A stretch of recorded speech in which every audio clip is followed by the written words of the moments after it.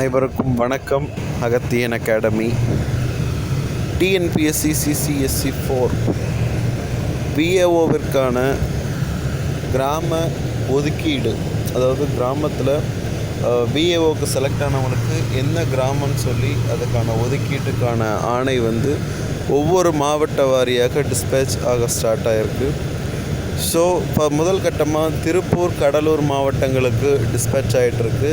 அதே போல் சார் இன்னும் எங்கள் மாவட்டத்துக்கு வரல, எங்கள் மாவட்டத்தில் லெட்டர் ஓப்பன் பண்ணல, எங்கள் மாவட்டத்துக்கு இன்னும் டிஎன்பிஎஸ்சிலேருந்தே லிஸ்ட்டு வரலன்னு சொல்கிறாங்க.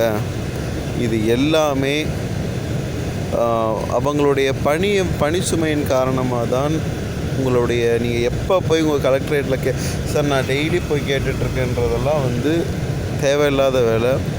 கண்டிப்பாக உங்களை அவங்க கூப்பிடுவாங்க, உங்களுக்கு கால் வரும். இன்றைக்கு தருமபுரி பஞ்சாயத்து டெவலப்மெண்ட் போர்டிலேருந்து கேண்டிடேட்ஸ்க்கு ஜூனியர் அசிஸ்டண்ட்க்கு கால் போயிருக்கு.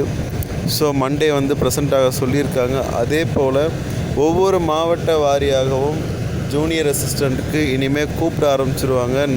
மண்டேலேருந்து கண்டிப்பாக எல்லாருக்குமே கால் வரும்.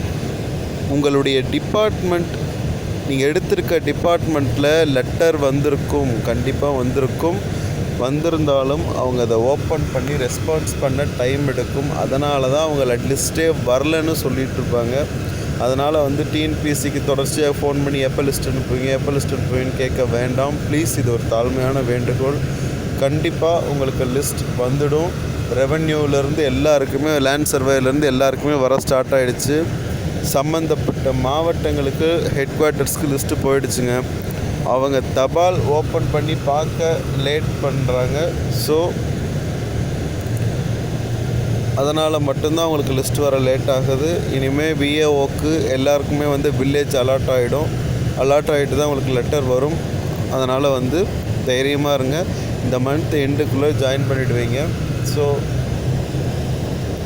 லெட்டர் வராதவங்களுக்கு கண்டிப்பாக ஃபோன் வரும். பஞ்சாயத்து டிபார்ட்மெண்ட் பொறுத்த வரைக்கும் மோஸ்ட்லி கால் தான் பண்ணுவாங்க.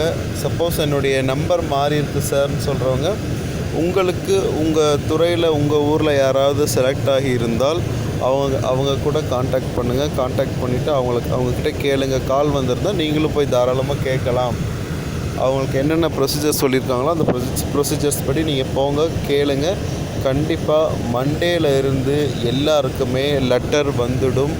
ஸோ சார் எனக்கு லெட்டர் வரலன்னு சொல்லி யாரும் பயப்படாதீங்க. ஃபோன் நம்பரோ இல்லை அட்ரஸோ மாறி இருக்கிறதுன்றது பயப்படக்கூடிய விஷயம் கிடையாது.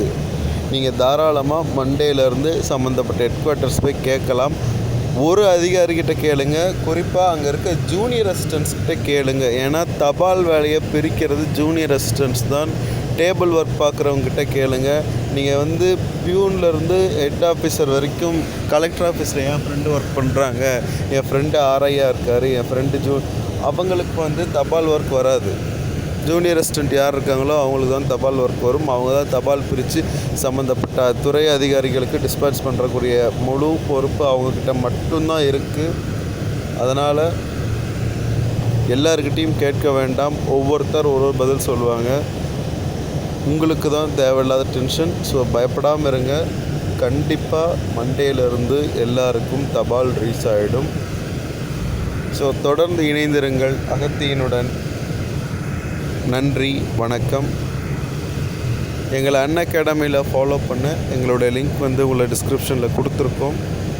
லிங்க்கை கிளிக் பண்ணி எங்களை ஃபாலோ பண்ணுங்கள். எங்களுடைய கிளாஸஸ் பிடிச்சிருந்தால் ரேட்டிங் கொடுங்க. தேங்க்யூ.